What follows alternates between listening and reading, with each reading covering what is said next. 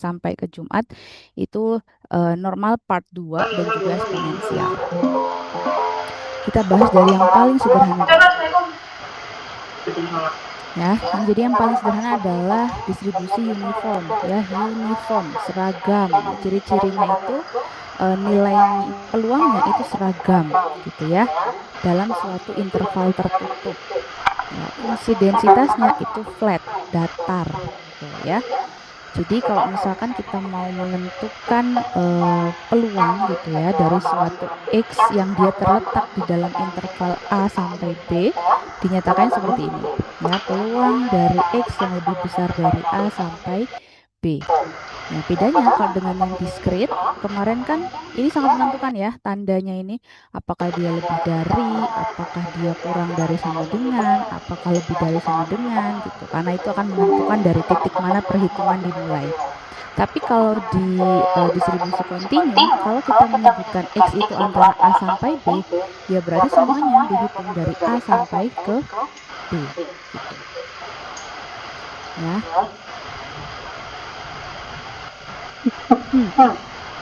Nah, ini adalah fungsi densitas untuk distribusi uniform. Jadi kalau kita gambarkan dalam bentuk grafik, itu bentuknya flat ya fungsi densitasnya. Jadi fungsi densitas itu menyatakan nilai peluang, gitu ya, nilai peluang dari variabel random X yang berada pada interval A sampai B. Nilainya, kalau misalkan dia itu berada dalam rentang A sampai B, nilai densitasnya fungsi densitasnya itu sama dengan 1 per B min A gitu ya. Jadi A sama B ini itu adalah pembatas dari distribusi uniform ini. A itu adalah batas bawahnya, B itu adalah batas atasnya gitu. Jadi nanti kita akan mencari peluang. Apakah misalkan mencari peluang nilai peluang X dari C sampai D ya. Syaratnya adalah peluang titik yang dimaksud itu berada dalam interval A sampai B. Kalau di luar itu maka nilai densitas peluangnya itu 0. Misalkan di sini gitu kan, itu nggak masuk range A sampai B ya. Jadi nilai fungsi densitasnya ini 0. Ya, kalau kita mau menentukan nilai peluang variabel random X antara dari titik C sampai D, yang mana itu ada dalam interval A sampai B gitu ya, itu sama saja kita mencari nilai luas area gitu ya di bawah kurva dari interval C sampai D, atau dengan kata lain kita mengintegrasikan setiap nilai dari mulai dari C sampai ke D dari fungsi densitasnya si distribusi uniform gitu ya. Tadi kan fungsi densitas sudah ditentukan ya, 1 per B min A. Ini 1 per B min A dx, ini kan fungsi integral ya, seperti biasa, dari C sampai ke D gitu. Nah, ini nanti kalau diturunkan, dimasukkan ke dalam rumus, hasil akhirnya D min C per B min A. Gitu. Jadi nanti dari soalnya kita hanya perlu mengidentifikasi berapa sih batas bawah sama batas atasnya ya, atau nilai A sama B-nya. Kemudian berapa sih interval peluang yang ditanyakan. Gitu ya. Misalkan dari C sampai ke D. Gitu. Dimana secara keseluruhan nilai total gitu ya, nilai total luas area di bawah kurva itu ya sama dengan 1, karena ini adalah merupakan nilai total peluang dari A sampai D. Jadi selalu sama dengan 1. Ya, jadi nanti kalian hanya perlu menggunakan ini aja. Ya, formula yang sangat sederhana. Kalau misalkan tanya berapa kan nilai peluang dari C ke D dari suatu distribusi uniform yang punya batas A sampai B, jawabannya ini ya. D min C per B min A. Dari mana ini gitu ya, nilai integral ini? Ini sebenarnya sudah kalian dapatkan ya waktu di matematika atau mungkin di kalkulus gitu ya. Dan ini adalah integral yang paling sederhana. Kalau misalkan kita punya suatu konstanta gitu ya, anggaplah yang tadi kan konstanta ya, nggak ada X-nya nih. 1 per B min A itu anggap satu-satu konstanta utuh gitu. Kemudian kita integralkan, itu kan sama saja kita meningkatkan derajat X-nya gitu ya. Kalau misalkan dari yang X saja kita integralkan kan jadi X kuadrat. Nah, kalau yang nggak ada X-nya, artinya X pangkat 0. Berarti ketika diintegralkan itu jadi muncul X-nya. Ya, integral K dx sama dengan Kx, artinya setiap nilai A-nya jadi ada X-nya, kemudian nanti tinggal kita integralkan dari titik mana sampai mana, gitu kan. Jadi misalkan integral 5 dx sama dengan 5x plus c. Integral 1 per b min a dx itu kan sama dengan 1 per b min a kalikan x, gitu ya. Dimana nanti x-nya itu dari c sampai ke d.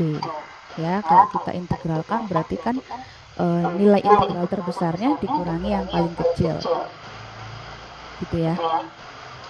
Jadi nanti kalau kita jabarkan dari sini, ya, integral c sampai ke d dari si per b min a dx itu sama dengan seper b min a x, gitu ya, dx dari c sampai ke d. Artinya berarti d per b min a dikurangi c per b min a, gitu. Itu kan sama saja d min c per b min a. Itu asal muasalnya, gitu ya. Kemudian di distribusi uniform juga dikenal ada min, ada standar deviasi, sama seperti yang di diskrit kemarin ya. Ada juga nilai rata-rata, nilai varians, nilai standar deviasi, gitu. Nah, ini kalaupun misalkan nanti kalian butuhkan, saya tidak minta kalian proses penurunannya seperti apa, jadi kita hanya pengguna saja. Jadi kalau misalkan ditanya ya langsung aja pakai rumus akhirnya, gitu ya. Nah, ini adalah rata-ratanya. Jadi dengan mengetahui nilai A dan B, itu kita bisa menghitung tadi ya, nilai peluangnya ya dari interval C sampai D, nilai rata-ratanya, kemudian nilai standar deviasinya, gitu. Jadi itu kenapa kalau di distribusi uniform sangat penting untuk mengidentifikasi batas atas dan juga batas bawahnya. Kalau ada yang penasaran nih, gimana sih perolehannya gitu ya. Nah, ini ada proses penurunan rumus tadi sampai dapat formula akhirnya. Seperti itu. Oke ya, itu tadi pengantarnya. Nah, kita langsung saja ke contoh case-nya. BTW ini muncul nggak ya layarnya di kalian? Muncul ya. Muncul ya. Sekarang sudah masuk slide contoh soal. Iya betul. Oke, berarti nggak ngadat ini ya. Dalam suatu laboratorium pengujian kualitas pangan gitu ya, sebuah tim peneliti ini melakukan eksperimen untuk menguji kestabilan dari suatu formula dairy product yang baru gitu ya, dimana diketahui yang diamati adalah suhunya dari si produk ya, suhu penyimpanannya. Supaya produk tersebut tetap bagus, penyimpanannya itu harus dijaga dalam rentang 25 sampai 30 derajat Celcius. Nah, si tim peneliti ini penasaran gitu ya, pengen tahu bagaimana kemungkinan bahwa temperatur itu akan berada pada temperatur di bawah 28 ya, walaupun dijaga 25 sampai 30 gitu ya. Mereka pengen tahu kira-kira berapa ya peluangnya bahwa bahwa temperaturnya itu akan berada pada interval di bawah 28 gitu ya. Karena kan nanti itu akan mempengaruhi kestabilan dari produk ya, jadi dari suhu penyimpanannya itu. Nah, diminta menghitung berapakah nilai peluangnya bahwa si temperaturnya itu akan berada pada suhu di bawah 28 derajat Celcius. Nah, kalau dari case ini, temperatur kan jelas ya, dia masuknya distribusi uniform. Karena kan kita nanti bisa ngukur, misalkan dari 25 sampai 30 itu naik jadi 25,1, 25,15, 26,7 dan seterusnya gitu. Jadi dia masuknya ke distribusi yang kontinu gitu.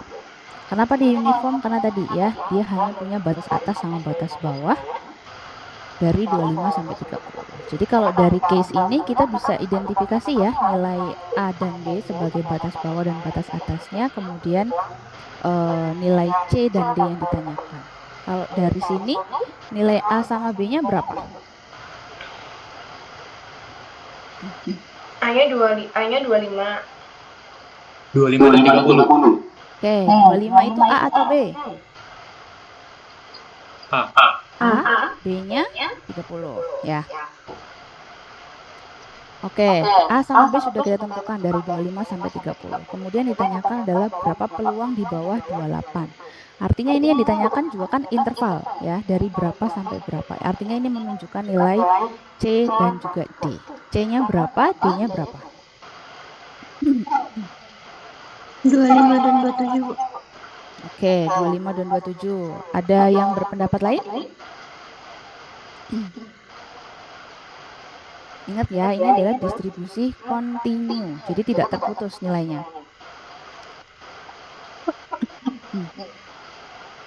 Yuk, berapa C sama D-nya?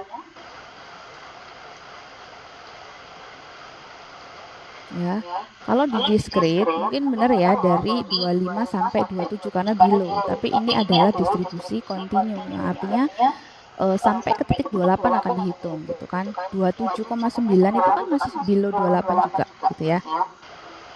27,99 juga masih bawah 28. Jadi sampai ke titik akhirnya. Nah, jadi kalau di uniform ini adalah nilai A, kemudian ini nilai B, nilai C-nya tadi karena batas bawahnya ada 25 ya, below 28, berarti D-nya itu adalah 28 ya, bukan 27 tapi 28. Nah, dari sini kita bisa hitung densitas peluangnya ya, fungsi densitasnya 1 per B min A, tadi kan 1 per 30 min 25 berarti 1/5. Kemudian yang ditanyakan berapakah nilai peluang di bawah 28. Artinya kita menghitung semua nilai dari 25 sampai ke 28 untuk fungsi densitas 1/5 dx. Ya, tadi kita ringkas jadi D min C per B min A gitu. Jadi 28 kurangi 25 per 30 kurangi 25, atau peluangnya adalah sebesar 3/5. Ini kalau misalkan yang ditanyakan hanya seperti ini ya. Kalau misalkan nanti spesifik case-nya, nyatakan peluangnya dalam bentuk desimal, 2 angka di belakang koma misalkan. Ya nanti 3/5 ini di-convert menjadi desimal, jadi 0,60 misalkan. Atau nyatakan dalam bentuk persen. Oh berarti kita rubah menjadi persen, jadi 60% gitu ya kira-kira. Jadi secara umum distribusi uniform ini gampang sekali gitu ya, tinggal kita tentukan nilai batas bawah dan batas atasnya dan range yang ditanyakan. A, B, C, D-nya berapa. Kemudian perhatikan yang ditanyakan nanti peluangnya dalam bentuk apa. Apakah pecahan, apakah desimal, atau mungkin dalam bentuk persen. Gitu ya. Oke, contoh kedua dalam suatu lab bioteknologi ya, ini yang dibahas adalah di lab bioteknologi yang dia pakai enzim, ternyata enzimnya itu rusak gitu ya. Jadi mereka harus order lagi nih untuk si enzim tersebut. Nah, diketahui bahwa waktu pengiriman si sampel enzim yang kita butuhkan itu terdistribusi secara uniform antara 3 sampai 7 hari gitu ya. Berapakah nilai peluang bahwa si enzim ini akan terkirim dalam waktu 4 hari atau lebih gitu. Kalau seperti ini nilai A, B, C, D-nya berapa? A berapa? 3. B 7. 7.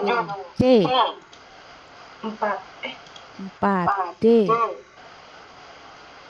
7. 7. Oke, good ya. Jadi sudah bisa ya mengidentifikasi A, B, C, D-nya. Tinggal kita masukkan saja ke formula yang tadi ya. Untuk menghitung peluangnya berarti berapa? Peluang dari 4 sampai 7 dari fungsi densitasnya. 1/4. 1/4. Bener ah? Berarti kan 7 kan harusnya integral dari 4 sampai 7 untuk 7 1/4 dx ya. 1/4 itu adalah nilai fungsi densitasnya yang ininya. Tapi kalau nilai peluangnya berapa? Peluang dari uniform distribution tadi kan D min C per B min A ya. Iya. Ya, Udah. D min C berapa berarti? D min C. Sekitar 3/4 atau 0,75. Betul ya, jadi 3/4 ya. 3/4 dari mana tadi? 7 min 4 dibagi 7 min 3. Jadi 3/4 atau 0,75 atau 75% gitu ya. Kita sudah dapat nilai peluang untuk distribusi uniformnya ya. Cuma seperti itu saja ya, as simple as that. Kemudian di contoh berikutnya dalam suatu pabrik food processing ya, diketahui bahwa waktu untuk apa nih? Untuk mempackage ya, mempackage produk tertentu itu mengikuti distribusi uniform. Jadi yang diamati di sini adalah waktu gitu ya. Tadi suhu gitu ya. Ini waktu yang terdistribusi secara normal untuk membungkus ya. Satu produk itu dibutuhkan waktu sekitar 5 sampai 8 menit. Ya, tentukan nilai peluang bahwa proses pembungkusannya itu akan berada pada interval 6 sampai 7 menit. Berarti A-nya berapa? 5. 5. B? 7. 8. 8. C? 6. D? 7. Oke, berarti berapa peluangnya? Nah, ketahuan. 1/3. 1/3 ya, jadi 7 min 6 D min C dibagi B min A ya, jadi 1/3, sepertiga. Atau kalau misalkan dinyatakan dalam desimal gitu ya, misalnya kan 0,33 atau 33%. Nanti tinggal diamati aja yang diminta itu berapa desimal, berapa angka di belakang koma gitu ya.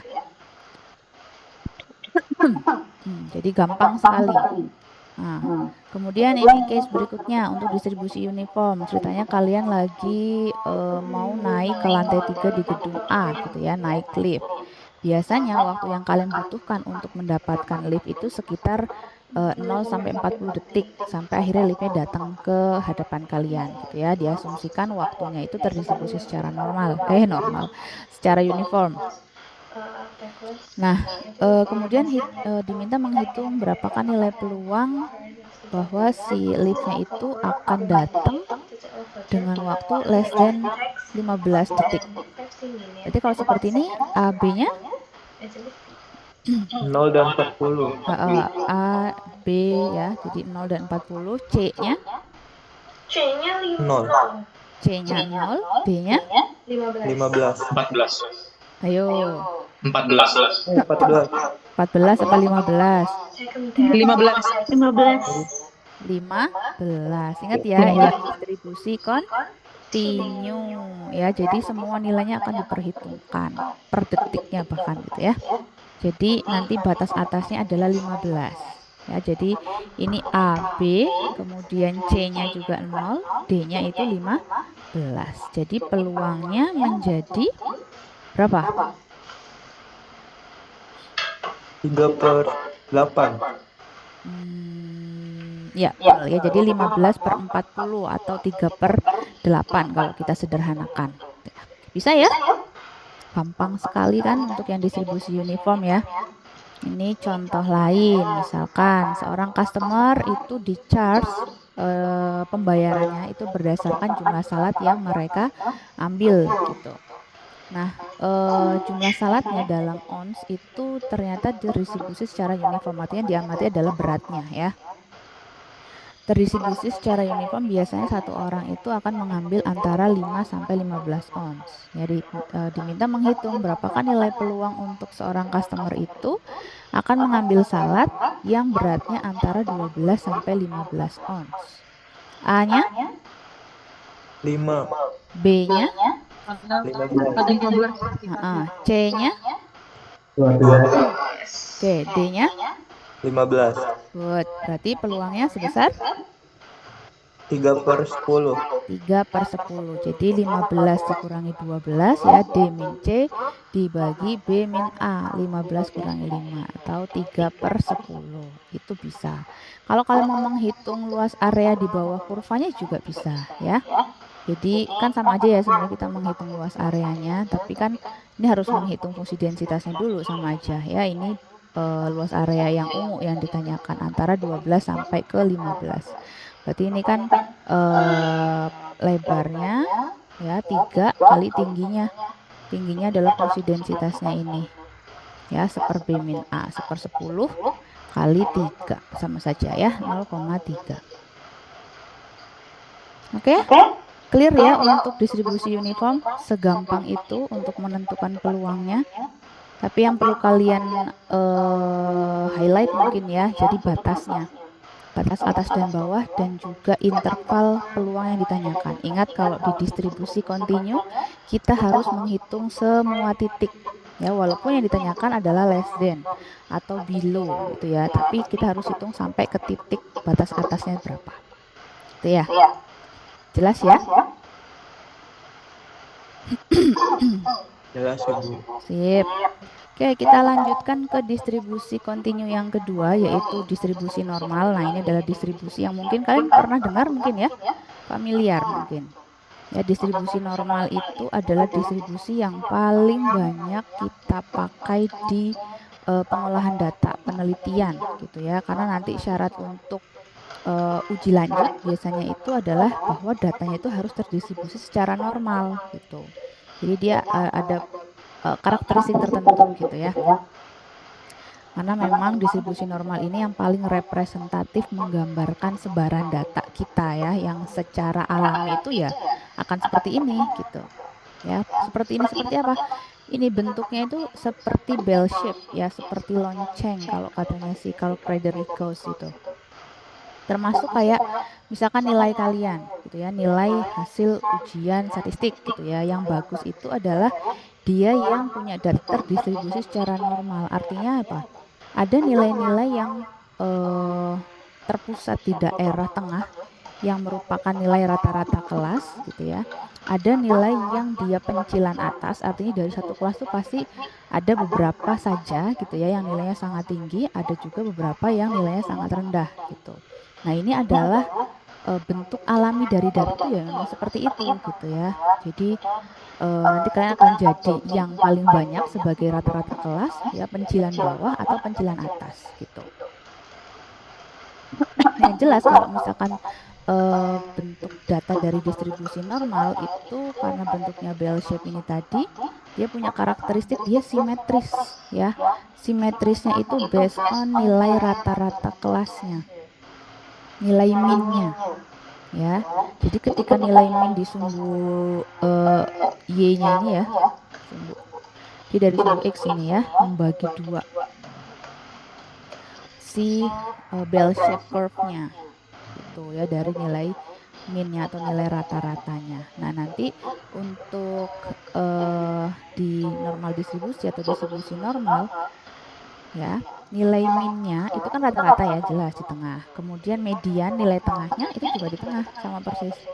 Kemudian nilai terbanyak juga di tengah juga. Jadi karakteristik khususnya adalah nilai min, median, dan modus itu berada di titik yang sama gitu. Nah, nanti beberapa jenis data dengan distribusi normal walaupun sama-sama bell shape gitu ya, sama-sama bentuknya lonceng, sama-sama ada puncaknya, ada lembahnya, tapi nanti akan berbeda di keruncingannya gitu ya. Ada yang dia tajam ke atas gitu ya, sangat runcing gitu ya. Ada yang dia bentuknya itu melandai seperti ini.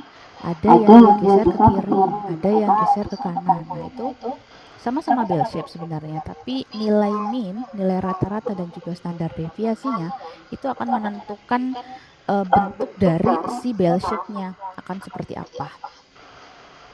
Tapi yang jelas bagaimanapun bentuk bell shape-nya pasti ya, luas area di bawah kurva atau nilai total peluangnya itu akan selalu sama dengan 1. Nah, itu catatan penting ya, karena itu juga nanti akan menjadi salah satu pertimbangan ketika kita mau menghitung nilai peluang untuk distribusi normal.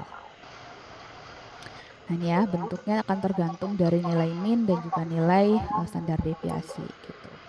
Nah, kalau yang nilai curve-nya atau bell shape itu runcing sekali gitu ya, itu artinya kan standar deviasinya ini kecil ya, sebaran datanya kecil, artinya dia akan terpusat, nilai datanya itu bagus gitu. Jadi diusahakan dia akan terpusat di tengah gitu ya. Semakin lebar si standar deviasi, semakin besar standar deviasinya, artinya sebaran datanya itu juga akan semakin melebar gitu ya. Jadi yang datanya itu tidak terpusat di tengah gitu. Padahal kan harusnya nilai itu berada di sekitar sini ya, paling banyaknya. Tapi ya walaupun itu ya pasti akan ada yang lebih kecil dari min, ada yang lebih besar dari minnya ya. Alaminya seperti itu. Nah, nanti nilai random variable-nya dari minus tak hingga sampai ke positif tak hingga. Ini untuk ciri-ciri ya dari distribusi normal. Ciri berikutnya, nah ini yang hanya dimiliki distribusi normal ya. Jadi kita bisa memperkirakan kira-kira kita bisa mendapatkan berapa persen dari data gitu ya dengan hanya mengetahui nilai mean atau rata-rata dan juga standar deviasinya. Kalau misalkan kita menghitung dari nilai mean dikurangi 1 standar deviasi sampai min plus 1 standar deviasi, itu kita akan mendapatkan data sekitar 68%. Karena tadi ya bentuknya yang simetris gitu. Jadi dari sini ke sini itu 34, sini ke sini 34. Jadi kalau kita menghitung dari nilai min sampai ke 1 standar deviasi itu kira-kira kita akan mendapatkan data total gitu ya, 68% dari data total gitu. Nah, kalau kita perlebar sampai ke 2 sigma, itu kita bisa memperoleh sekitar 95% data. Begitu juga kalau kita lebarkan lagi sampai 3 sigma, itu kita bisa menginkludkan kira-kira 99% data. Nah, ini disebut dengan aturan empiris yang ada di dalam distribusi normal. Tuh, ya. Jadi nanti kita bisa memperkirakan titik, ya. Aman? Oke, ini ciri-ciri yang di empirical rule-nya. Oke, contohnya tadi ya, jadi distribusi normal sama-sama bell shape tapi biasa punya bentuk yang berbeda-beda. Maksudnya ketinggian ya, ketinggian kemudian geser kiri kanan gitu. Kalau kita perhatikan kurva yang warna kuning atau kurva A ya dengan kurva B, kira-kira dia punya persamaan nggak A sama B ini? Apa persamaannya antara A sama B? Nilai apa?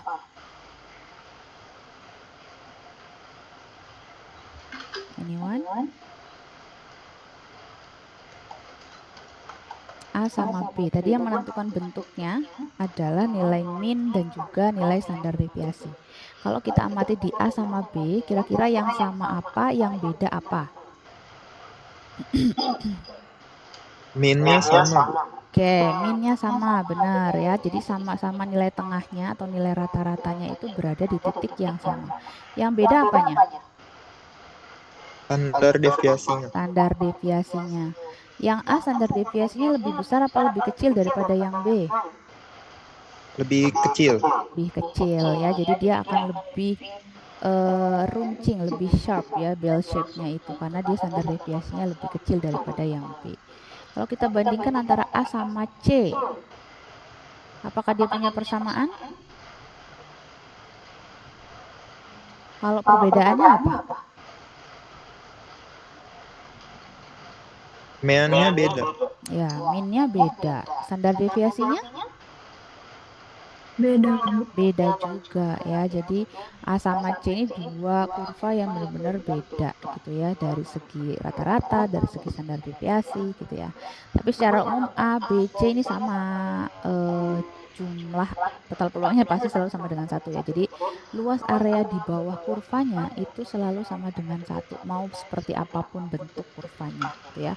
Apa yang meruncing, apa yang melandai, semua sama. Totalnya selalu sama dengan 1. Nah ya, jadi kalau misalkan kita punya kurva yang nilai minnya berbeda, pasti nanti akan ada pergeseran ke kiri atau ke kanan. Kalau standar deviasinya berbeda, berarti akan naik ke atas atau ke bawah, gitu ya. Akan meningkatkan sebaran datanya. Nah ini tadi contohnya kalau kita rangkum ya, ada case yang dia punya kurva yang dia punya minnya itu beda, tapi keruncingannya atau standar deviasinya dia sama. Atau mungkin yang ini tadi ya A sama B tadi nilai minnya sama tapi standar deviasinya berbeda. Yang ini lebih lebar makanya dia akan lebih tumpul.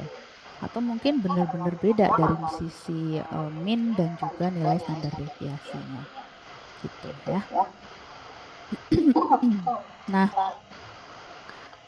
kalau tadi di distribusi uniform kita mau menghitung peluang itu kan kita mengintegralkan setiap nilai X yang ditanyakan dari C sampai ke D gitu ya dari fungsi densitasnya si distribusi uniformnya ya. Jadi nanti kita menghitung semua nilainya. Nah, begitu juga di distribusi normal. Ya, fungsi densitasnya distribusi normal ini lebih complicated tapi ya. Kalau tadi cuma 1 per B min A, kalau di sini notasinya banyak sekali ya. Ada sigma, ada E, ada X, itu pun harus diakar, ada yang dipangkatkan dan lain sebagainya. Mulai untuk ini berlaku untuk semua nilai X dari minus tak hingga sampai ke tak hingga. Artinya kalau kita mau menghitung nilai peluangnya dari suatu range tertentu ya, variabel random yang terdistribusi secara normal antara X1 sampai X2 atau tadi ya dari C sampai ke D, itu kita harus menghitung ya luas area di bawah kurva dari batas X1 sampai ke X2. Artinya kita harus mengintegralkan setiap nilai X1 sampai ke X2 untuk fungsi densitasnya. Sanggup? Sanggup? Ini akan sangat rumit ya. Untuk perhitungannya juga akan sangat rumit sehingga rumus yang complicated ini akhirnya disederhanakan gitu ya. Ini jarang dipakai gitu. Nah, biasanya untuk menghitung nilai peluang distribusi normal kita pakai pendekatan distribusi normal yang distandarisasi gitu ya. Artinya nanti nilai X-nya ini itu akan kita convert, kita ubah menjadi nilai yang sudah terstandarisasi, yaitu nilai Z gitu ya. Jadi untuk penentuan nilai peluang distribusi normal nanti kita pakai tabel Z ya. Sudah saya upload juga di Drive. Kalau misalkan kalian mau download silahkan di download. Nah, jadi apa itu distribusi normal yang terstandar gitu ya?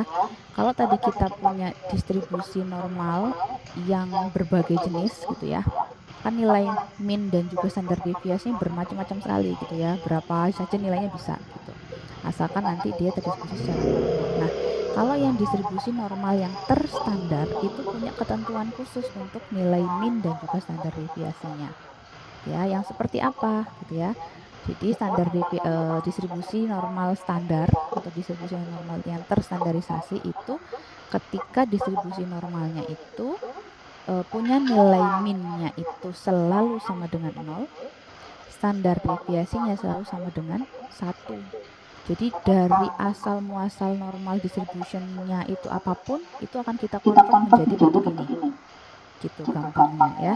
Artinya nanti berarti kita perlu mengkonvert nih dari setiap nilai X1 kita rubah menjadi nilai Z1 supaya nanti dia memenuhi syarat untuk mencapai nilai minnya 0 dan standar deviasinya sama dengan 1. Caranya gimana gitu ya? Berarti kita pakai rumus juga sih, tapi yang lebih sederhana, jauh lebih sederhana. Ya, ini rumusnya. Z sama dengan X min mu per sigma. Cuma ini saja. Ya, jadi kita nggak perlu pakai rumus yang complicated ini. Kita hanya pakai yang nilai Z saja. Ya, nanti kita perlu mengkonvert, merubah setiap nilai X-nya menjadi nilai Z. Kalau X1 ya menjadi Z1, X2 ya menjadi Z2 gitu ya. Nanti nilai X ini adalah nilai peluang yang ditanyakan dikurangi dengan nilai mu-nya atau nilai min-nya dibagi dengan nilai standar deviasinya gitu ya. Jadi yang perlu kita identifikasi hanya 3 nilai ini saja ya, nilai X-nya, nilai min-nya dan juga nilai standar deviasinya ya. Ini hanya ini ya, perlu diingat-ingat. Silahkan dicatat dulu atau mungkin di screenshot mungkin ya, untuk supaya nanti bisa mengerjakan soalnya.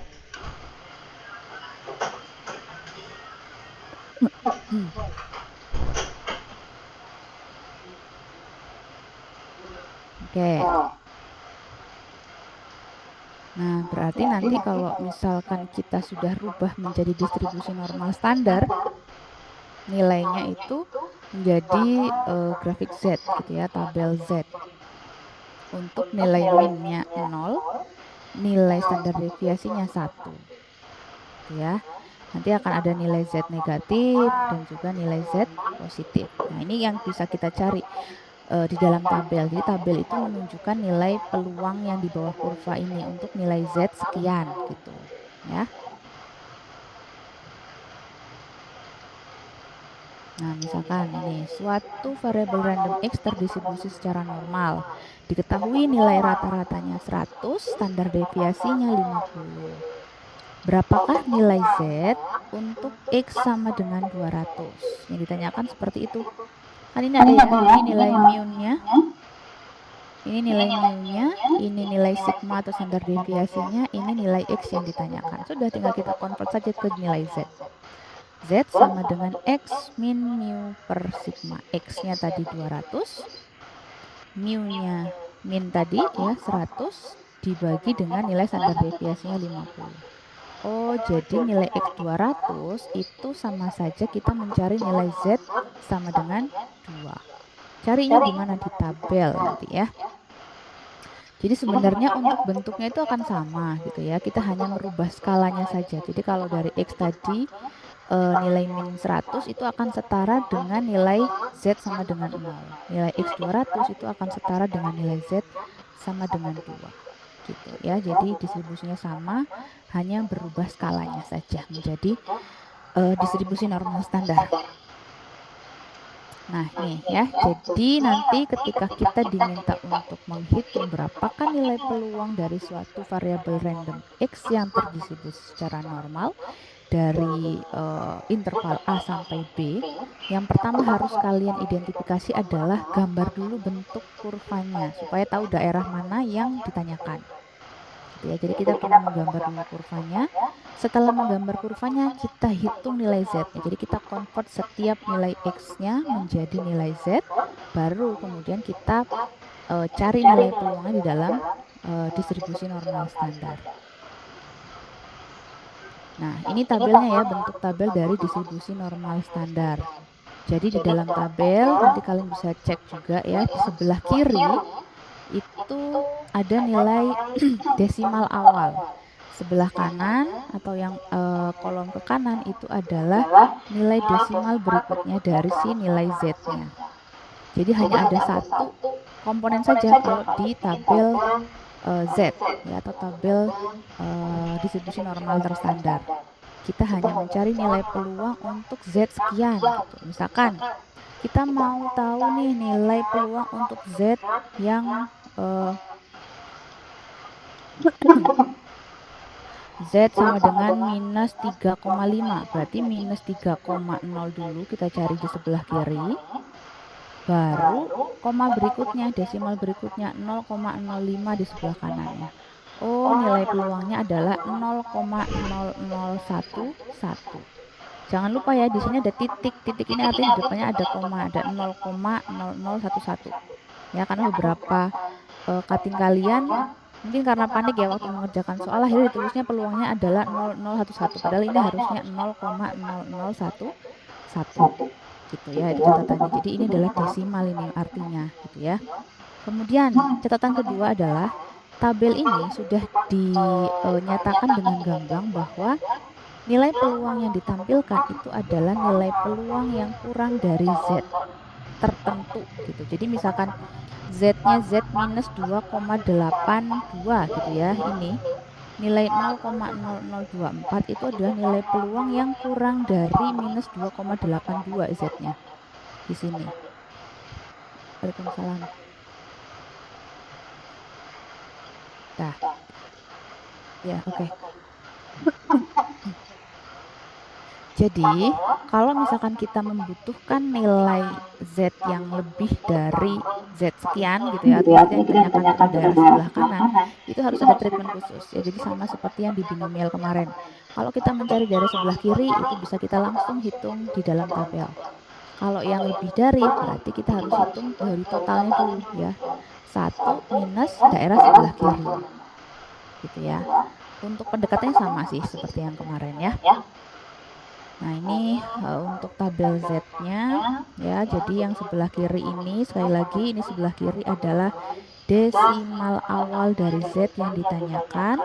Kemudian yang kanan ini adalah desimal berikutnya ya. Misalkan minus 2,67 gitu ya. Berarti minus 2,6 dulu.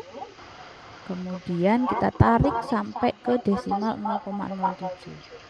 Dapat ya 0,0038. Seperti itu. Untuk pembacaan tabel Z-nya bisa dipahami? Bisa, Ibu. Oke, good.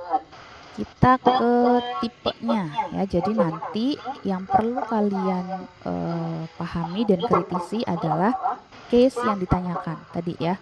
Karena yang kalau misalkan kita mau menghitung peluang distribusi normal standar tadi, yang pertama kan kita harus gambar dulu nih daerah yang ditanyakan itu yang mana. Yang kedua, kita convert setiap nilai X-nya menjadi nilai Z, baru kemudian kita cari nilai peluangnya di tabel Z.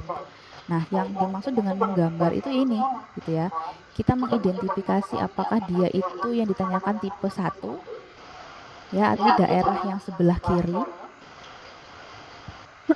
Apakah dia tipe 2, artinya yang ditanyakan adalah interval dari suatu variabel random X dari A sampai ke B. Atau dia justru tipe ketiga, ya, yang ditanyakan adalah berapakah nilai peluang untuk X yang lebih dari, gitu ya, lebih dari X sekian, XB gitu misalkan. Jadi ini adalah tipe 1, ini tipe 2, ini tipe 3. Untuk mengingatnya seperti itu ya, saya permudah seperti itu. Nah, untuk yang tipe 1, gampang ya, nanti kita tinggal cari aja nih nilai, berapakah nilai peluang X kurang dari A, maka kita convert saja setiap nilai X yang sama dengan A tadi menjadi nilai Z, kemudian langsung kita cari nilai peluang untuk Z sekian, gitu. Itu untuk tipe 1, jadi bisa langsung kita cari. Untuk tipe yang kedua, ya ini kan daerahnya antara gitu ya, antara A sampai ke B. Maka kita convert dulu nilai X-nya. Untuk X sama dengan A itu Z berapa, untuk X sama dengan B itu Z berapa. Jadi ini Z1, ini Z2. Bagaimana caranya kita mendapatkan daerah yang tengah ini? Sementara tabel kita hanya menunjukkan nilai untuk peluang yang kurang dari. Gimana caranya?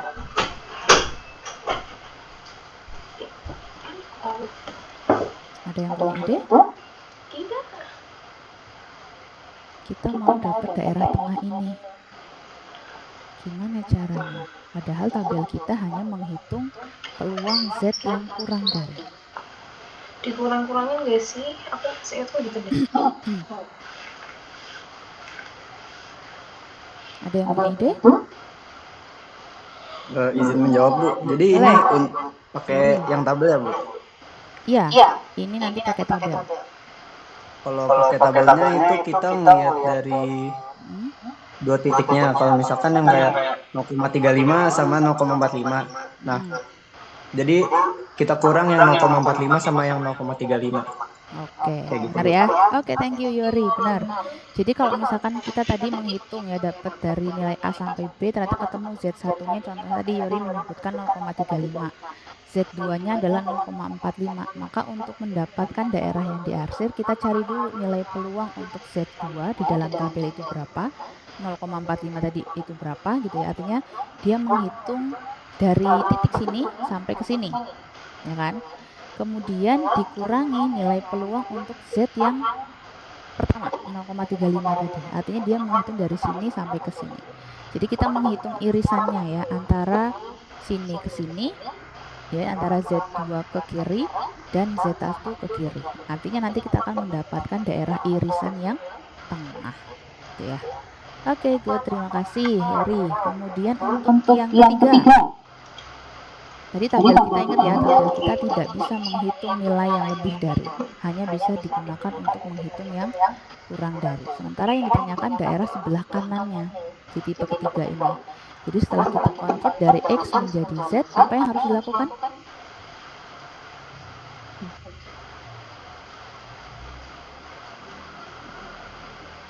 Ini tanyakan daerah sebelah kanan ya. Tapi di tabel nggak ada nih daerah sebelah kanan ini. Jadi kita harus mengurangkan ya satu totalnya. Jadi semua area di bawah kurva ini satu dikurangi daerah yang ini yang putih.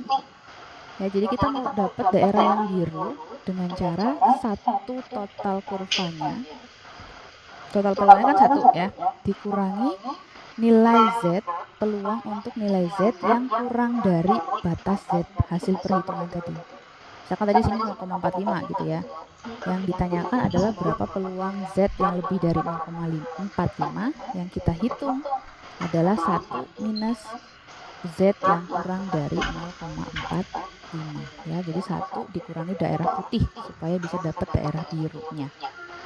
Seperti itu ya. Jadi nanti kalian identifikasi apakah pertanyaannya itu case 1, case 2 atau case 3. Bisa dipahami?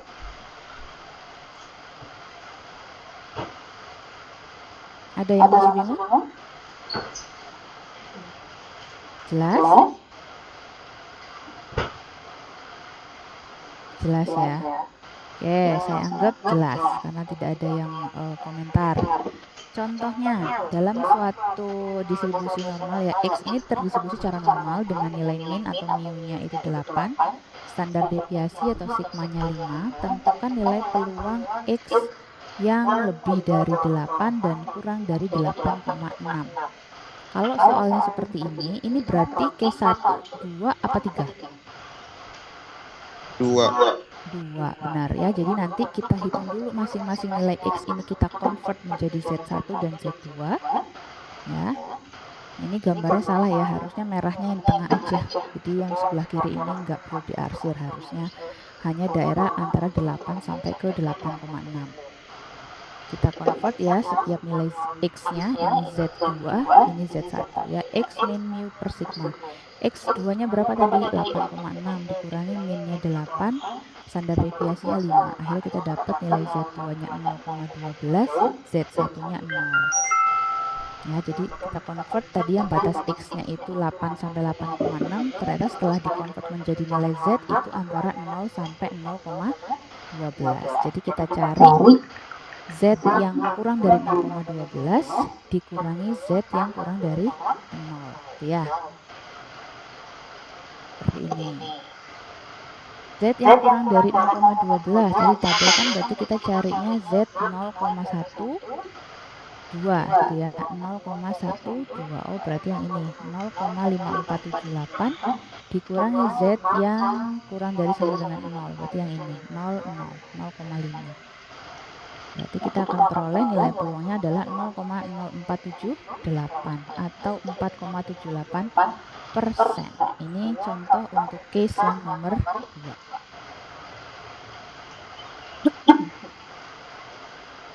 Oke ya.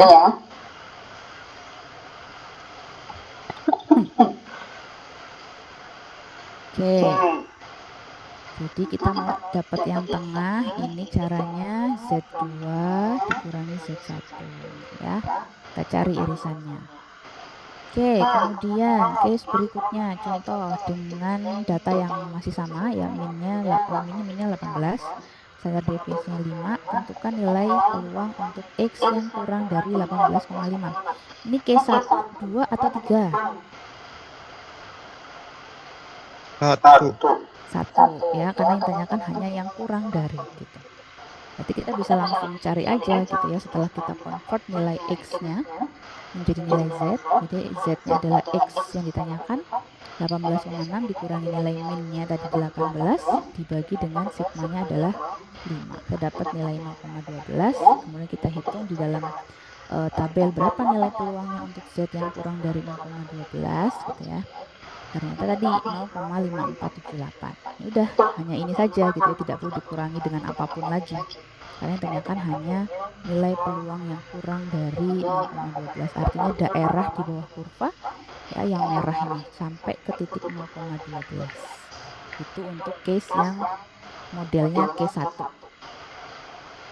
Kalau ini berapa nilai peluang untuk X yang lebih dari 18,6? Berarti case ketiga ya. Jadi kita cari daerah yang diarsir ini sebelah kanan 18,6 ya. Kita cari dulu nilai Z-nya. Untuk 18,6 Z-nya itu adalah 0,12. Jadi batasnya ini adalah 0,12. Yang ditanyakan daerah merah ya, tapi kita nggak bisa mencari peluang daerah merah di dalam tabel. Jadi yang kita cari adalah peluang untuk Z yang kurang dari 0,12 atau yang daerah biru. Ya, jadi untuk dapat daerah merah itu satu itu adalah luas area total dikurangi peluang daerah biru. Nah, ini dapat nih 0,4522. Oke, cuman seperti itu saja sebenarnya ya. Jadi yang penting bisa mengidentifikasi yang ditanyakan itu daerah case 1, case 2, atau case 3. Kemudian mengconvert nilai X-nya menjadi nilai Z. Kemudian mencari nilai peluang di dalam tabel. Ini sama ya, ini case 2, karena dia di tengah-tengah. Nah, kemudian ini perhitungannya juga, nanti bisa dibaca lagi. Kemudian ini misalkan kalian diminta menghitung luas area di bawah kurva. Nah, itu kan artinya sama dengan nilai peluangnya sebenarnya ya. Kalau yang A, to the right of Z equal to 1.84 gitu ya. Peluang daerah sebelah kanan dari Z sekian gitu. Ini kan berarti case 3. 3. Yang ini between Z sekian sampai ke sekian. Ini case 2. 2 gitu ya. Jadi nanti tinggal disesuaikan aja. Ya, mencarinya berarti yang ini adalah mencari nilai 1 dikurangi Z yang kurang dari 1,84. Kalau yang ini dia cari irisannya ya. Untuk Z2 dikurangi Z1. Nah, ini kalau misalkan kalian mau menghitung pakai Excel untuk distribusi normal yang ditanyakan itu bisa juga ya. Jadi Z1-nya berapa, Z2-nya berapa, terus kemudian nanti kita masukkan ke sini. Oh, X1, X2-nya maksud saya ya.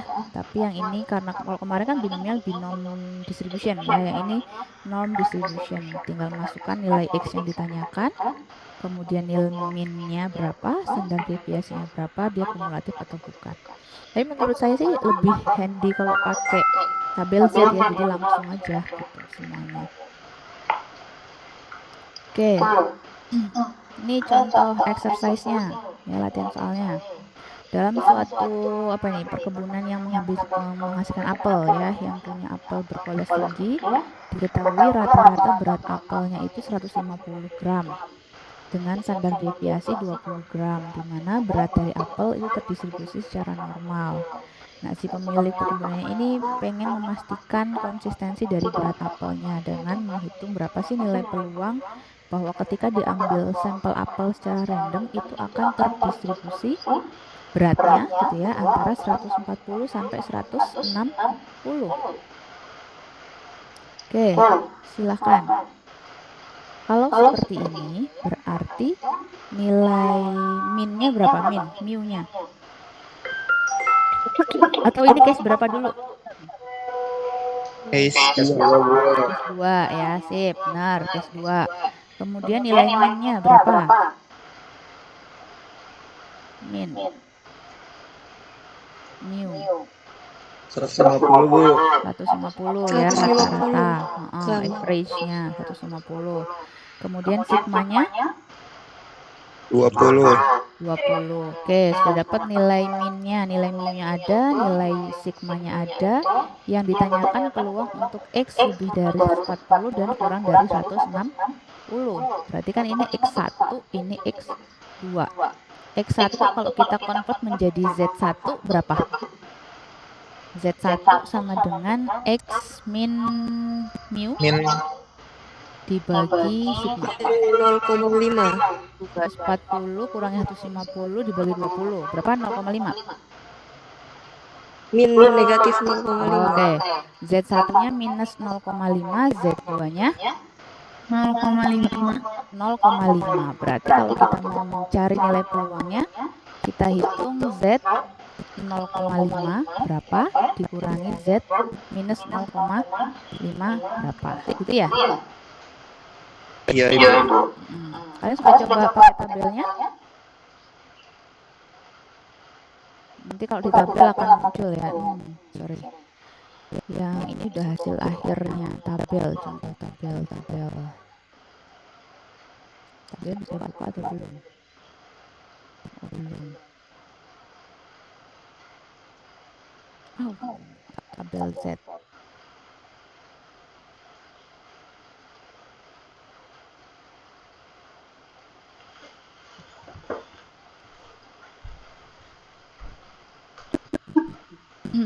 ya. Jadi yang ditanyakan adalah Z 0,5 sama Z minus 0,5 ya. Kita cari dulu Z yang positif 0,5.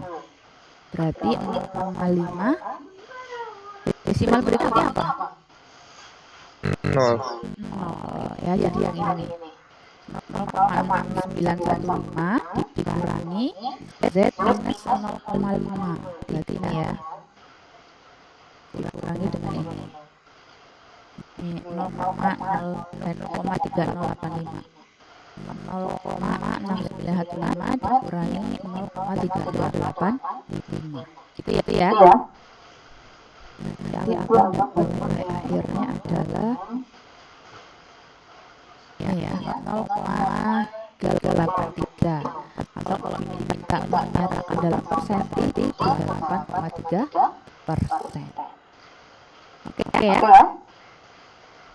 Soal berikutnya sebuah apa nih, perusahaan yang ini memproduksi suatu package produk ingin mengembangkan shelf life ya, kalau ini waktu berarti waktu masa simpan gitu. Yang diketahui itu disebut jurnal nilai-nilainya 60 dan deviasinya 10. Bla bla bla bla bla bla. What is the probability? Berapa nilai peluang bahwa shelf life dari produk pangan kemasan ini akan lebih dari 70 hari. Berarti case 1, case 2, atau case 3? Case 3 ya, karena exit dia lebih dari 70 hari artinya daerah distribusi normal yang ditanyakan pada sebelah kanan ya. Berarti ini nilai ininya 60, sigmanya 10, nilai X-nya yang ditanyakan 70 ya. Berarti nilai X-nya kita potong menjadi Z nya nilai berapa jadinya? 70 dikurangi 60 bagi 10 1 ya. Cari Z 1,00. Tapi yang itu yang dari kan mendapat yang tidak dari minus Z 1 ya kan. Ini dapatnya sekitar 0,587 atau 14,87%. Good. Ini masih sama ya, ini case 2 jadi nggak usah kita sebutkan juga. Tadi udah kan ya, alat pertama kan case 2. Nah ini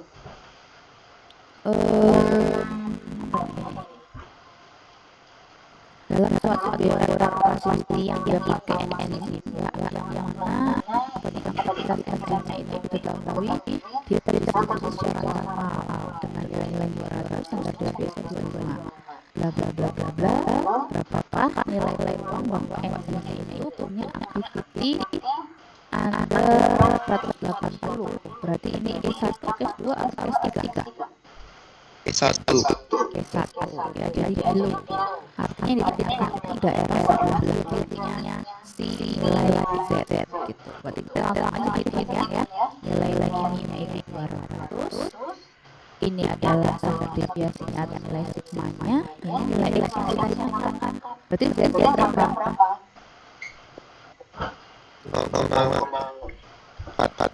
0,4 ya, 80 dikurangi 200 dibagi 25 ya.